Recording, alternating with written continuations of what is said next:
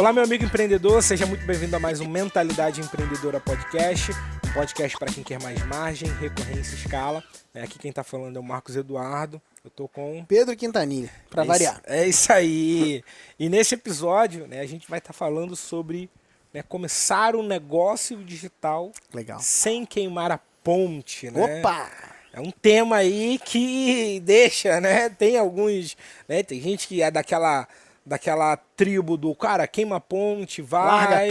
Larga tudo, abandona tudo e é isso aí, A gente vai estar falando Chute um pouquinho... na bunda, te leva mais longe do que um tapinha nas costas, né? Não tem essas paradas. A gente vai estar falando um pouco, sobre o que a gente vê na realidade, Então, dá para você criar um negócio sem precisar, de fato, queimar a ponte, tá? E para a gente estar começando a falar sobre isso, eu queria que você falasse um pouco do teu início, da jornada, como que foi um pouco sobre essa isso. história da queimação da ponte aí, eu acho que é interessante da gente até dar um passinho atrás e falar sobre essa história aí. Tá bom. Tem uma história que diz, algumas versões dizem queimar a ponte, outras versões dizem queimar barco, os navios. Os navios, isso aí. E aí reza a lenda que um exército foi para um lugar para fazer para combater, e aí o comandante, sei lá quem foi lá e queimou os navios para que os caras só pudessem ir para frente e não pudessem desistir, e voltar e recuar e vazar, A história do queimar a ponte é mais ou menos a mesma coisa, do tipo, eu passei, eu queimo a ponte, não consigo mais recuar, Essa metáfora, ela pode ser útil em algumas determinadas situações da nossa vida, principalmente quando a gente está muito preso pelo medo, E aí você fica naquela de tipo, caramba, E aí você pega essa história que nem sabem se isso é verdade, isso é uma lenda, Então, uma coisa importante aqui, não é aconteceu, algumas pessoas contam como um fato, histórico, verídico, Então a gente não sabe, é uma história, uma metáfora que traz esse ensinamento de tipo, cara, beleza, se você voltar para trás, você vai estar desistindo, vai estar perdendo, vai estar recuar ruim, Agora, por que fazer um negócio não precisa ser assim, Porque, cara, você não tem nada, você pode recuar sim, entendeu? Essa história de que você não pode recuar, que você não pode desistir, na boa, não é verdade, entendeu? Não é verdade, cara. Se você está fazendo um projeto e aquele projeto fracassa, você pode escolher, é inteligente inclusive, você abrir mão dele e começar outro, cara. Sabe? Se você tivesse que queimar a ponte, então quer dizer que o cara que cria um negócio e quebra, ele não pode começar outro? Vai ter que ele fracassou, ele tem que continuar com aquilo, empurrando aquele troço quebrado, entende? Então, assim, eu acredito que essa metáfora ela pode ser útil, sim, em alguns momentos, sabe? Mas ela não se aplica de forma factual quando a gente está falando de construção de um negócio. Porque a construção de um negócio, ela naturalmente, ela vai puxar a gente para um espaço de tentativa e erro, para um espaço de validação. O que é validar? Validar é ir ao mercado e saber se aquilo ali que eu tenho como possibilidade, de fato é uma possibilidade real. Aquilo que eu tenho como hipótese de problema, de fato se configura um problema real. De pivotar, também. Exatamente, pivotar é isso, é mudar de direção, Sim. Então, aquilo que eu tenho como solução, proposta de solução, de fato aquilo é um problema real. A gente tem essas dúvidas. A construção de um negócio é uma construção cheia de dúvidas. Então, assim, é irrazoável e até vil, sabe? Falar que a pessoa ela tem que ir quebrar a ponte e sabe? É bonito no discurso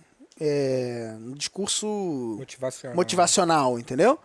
Mas no dia a dia ali, o que vai sustentar a pessoa, cara, não é o discurso motivacional, entendeu? O que vai sustentar a pessoa no dia a dia, na hora que o desafio vier, na hora que, cara, o perrengue vier, é a visão. O que vai sustentar a pessoa naquele momento desafiador é a coragem. O que vai sustentar a pessoa é a competência que ela foi desenvolvendo por meio de tentativas e erros, por meio de se dobrar e se escolher ser acompanhada por mentores, por poder, cara, ter humildade para poder errar e pedir desculpa e fazer melhor. Então, a rotina, a jornada de alguém que constrói um negócio, ela vai ser recheada desses momentos. Então, por isso que eu não acredito que alguém precisa necessariamente queimar uma ponte, sabe? Eu lembro que esses dias um rapaz estava num planejamento comigo e aí ele falou assim, cara, eu quero virar todo o meu produto para uma recorrência. E um produto que estava vendendo pra caramba, de venda única. Eu falei para ele, cara, calma. Primeiro, vamos criar outro produto de assinatura aqui. Vamos criar outro. A gente começa a tracionar esse outro produto aqui de assinatura. E esse seu de venda única que tá virando, a gente vai seguir nele um pouco mais. Aí ele falou, caramba, me espantou, eu achei que você ia querer virar a chave de tudo e tal. Eu falei, cara, não é razoável. É irrazoável parar um negócio que tá funcionando, que tá dando lucro, que tá crescendo, que tá desenvolvendo, tendo em vista que, cara, mas eu preciso virar para recorrência. De fato, você vai virar, porque sua mentalidade já virou. Você vai virar agora com um novo produto, inicialmente. E aí depois a gente vai fazer esse flip completo, à medida que o seu negócio for prosperando ainda mais, for crescendo ainda mais. Então, quando eu falo de uma mentalidade de não queimar a ponte, eu estou falando justamente de você ser, sim, agressivo no sentido de, cara, eu vou agressivar na conquista dos meus objetivos, eu vou ser irredutível nele. Porém, eu vou ter cautela e cuidado porque eu sei que eu tenho coisas a perder. E eu não vou me colocar no risco da ruína, não vou me colocar no risco de perder algo que é precioso, de perder algo que é valioso e que eu já construí até aqui, né? Então, é muito fácil alguém largar tudo quando ela não tem nada, Sim. né? É muito fácil. Agora, quando você já construiu algo, é importante você sim ter cautela, é importante sim você trabalhar. Então, eu vejo algumas pessoas falando... É estratégico, né? Na verdade, é sábio a sábio. pessoa Exatamente. conseguir planejar para poder fazer um negócio que de fato vai gerar mais resultado pra Exatamente. ela. Você conservar aquilo que está funcionando, né? E inovar e desenvolver coisas em outra perspectiva. É só a gente olhar, por exemplo... o que grandes empresas fazem, né? As grandes empresas precisam ser inovadoras, precisam desenvolver, precisam tal. O que elas fazem? Elas abrem spin-offs, né? Ou seja, o que é uma spin-off? É um pedacinho ali que ela topa validar, que ela topa trazer um negócio inovador, ela topa trazer um estilo de gestão, às vezes, completamente diferente daquela estrutura mais robusta e desafiadora que ela está fazendo, na busca, no objetivo de, quem sabe, até aquilo ali superar aquela outra coisa no futuro. Só que sem abrir mão e colocar abaixo aquilo que foi construído, sabe? E eu acredito que essa é a forma mais sábia de se desenvolver um negócio digital. É você conservar aquilo que você construiu e agregar o digital como uma nova fonte, né, de recurso, uma nova fonte de receita. E não você simplesmente abrir mão do que você tem e mergulhar e fazer daquilo ali aquilo, a não ser que essa seja a sua única alternativa, entendeu? Ou se você quer isso Ou também, se você né? quer isso, exatamente. Cara, muito bom.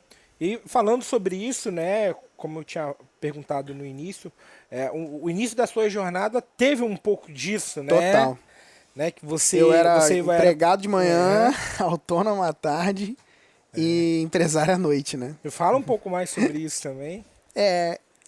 Assim, né? Eu falo que eu era empregado de manhã porque um momento ali da minha jornada, né, como consultor, eu prestei um serviço para um camarada que ele gostou tanto do meu trabalho que ele falou, cara, eu quero você trabalhando comigo. Ele tinha uma empresa de consultoria. Né? Trabalhava full. Aí eu falei para ele, cara, eu não consigo porque eu já tô aqui, cara, com um projeto e tal, eu tô querendo alcançar mais clientes e tudo mais. O que eu posso fazer com você é o seguinte, a gente fecha um contrato, eu fico às manhãs com você. E aí eu fechei o contrato das minhas manhãs com um fixo ali previsível, né? E aí eu tinha meio que como se fosse um salário, né? Era meu salário, era um PJ, né? Era um prestador de serviço, mas era como um salário ali, né? Aí, por isso que eu falava que eu era empregado de manhã, né? Porque a função ali era de empregado, batia ponto e tal, né? Tinha toda aquela dinâmica ali. Na verdade, não era PJ, né? Eu era um CLT com meio período, né? De meio período com salário, tinha carteira e tal, enfim.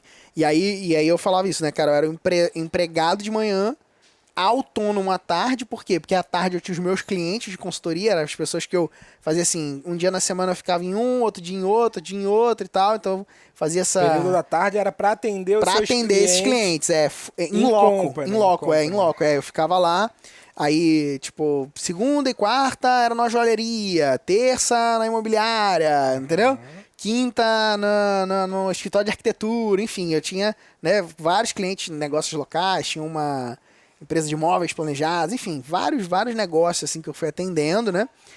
E à noite eu tava tocando o projeto, né, do Mentalidade Empreendedora, que tava no seu início e tal, vendendo alguns produtos na internet. Então, assim, então tinha toda essa rotina, né, onde eu fui aprendendo a alocar o meu tempo naquilo que fosse mais produtivo. Então, à medida que o Mentalidade começou a tracionar, eu não larguei tudo, né? Eu fui tracionando, a gente foi tracionando Mentalidade, e aí chegou uma dada hora que eu falei, cara, eu vou abrir mão do meu trabalho da manhã, né? E aí eu saí do trabalho da manhã e aí abri mão daquele espaço, aí aquele tempo que eu ocupava todas as minhas manhãs passou agora a ser dedicado à mentalidade, que era algo que trazia mais potencial de alavancagem, de escala e tudo mais.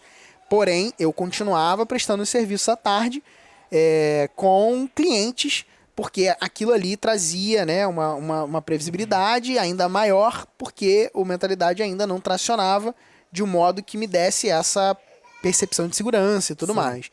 Então eu fui construindo dessa forma à medida que foi trabalhando até que os clientes foram se tornando aí foram se tornando parte, né, do processo do mentalidade e toda a dinâmica, e a gente foi trazendo isso para dentro, né? Alguns que faziam sentido foram se tornando clientes da mentalidade empreendedora, outros que já não faziam sentido mais, a gente foi cortando, eu fui cortando e assim fui seguindo. Cara, muito bom. Né? Até o ponto, né, do mentalidade gerar renda, né, gerar caixa Sim, suficiente para você meio que, beleza, agora eu tô full aqui, né? exatamente. Então traz aí uma virada de movimento e de carreira muito mais segura, muito mais tranquila, né? Sim. Nesse processo. Cara, muito bom.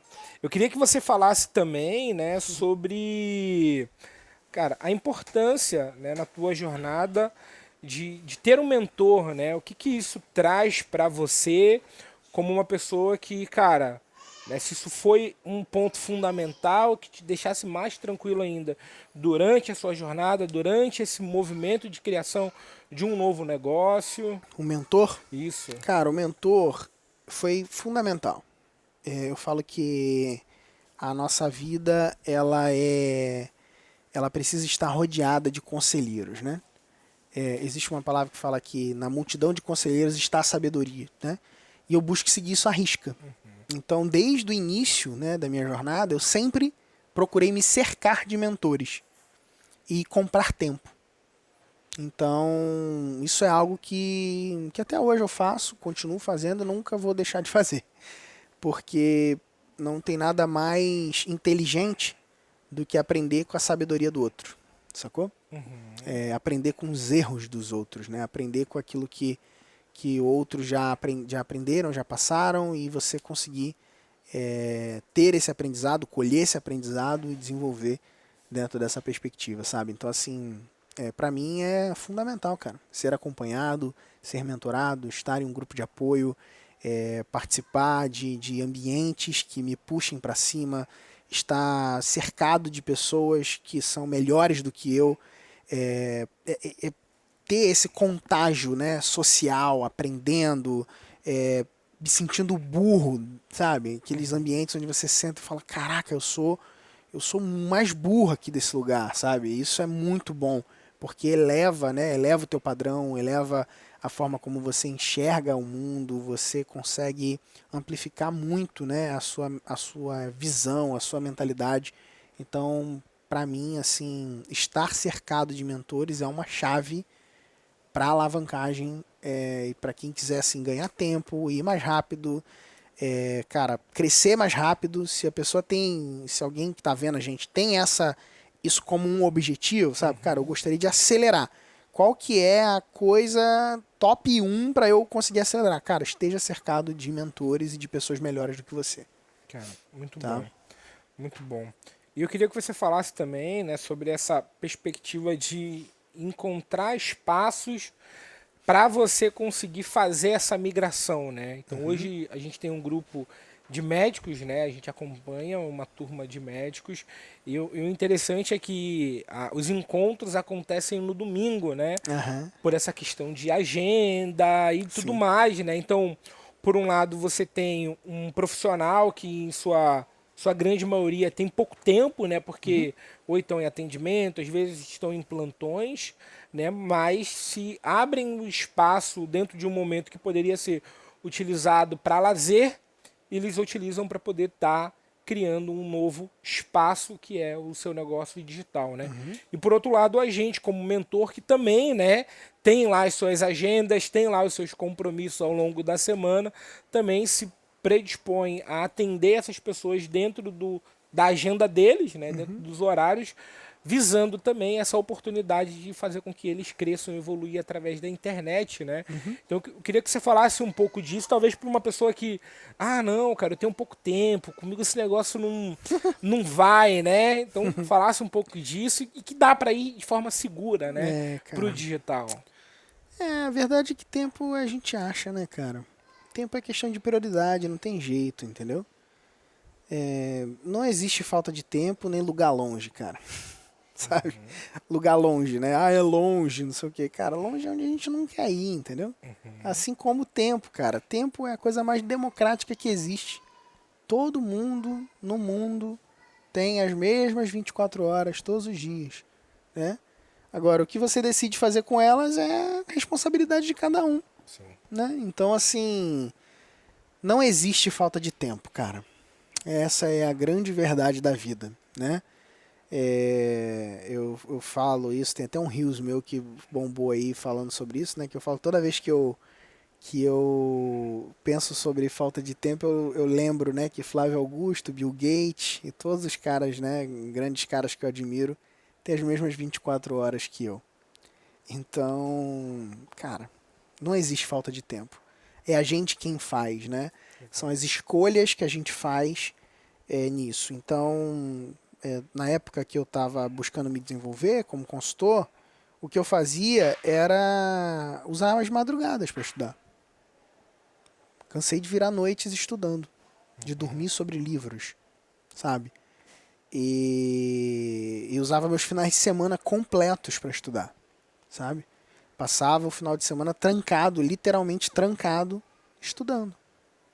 Então, vai de acordo com o apetite de cada um, né? Com quem a pessoa deseja conquistar, sabe? Então, a gente pode dar a faca, pode dar o queijo, pode até esquentar a faca no fogo para poder cortar o queijo mais fácil, entendeu, cara? Mas a gente não consegue dar a fome, né? A fome é o que cada um, é o apetite de cada um, entendeu? Tá relacionado ao desejo de cada um e à escolha de cada um, né? Então isso daí realmente é algo que é crucial. Então, minha recomendação para quem diz que tem falta de tempo cara, para de se enganar. Essa é a recomendação. Para de se enganar, para de se enganar. Porque eu tenho filho, não sei o que, cara.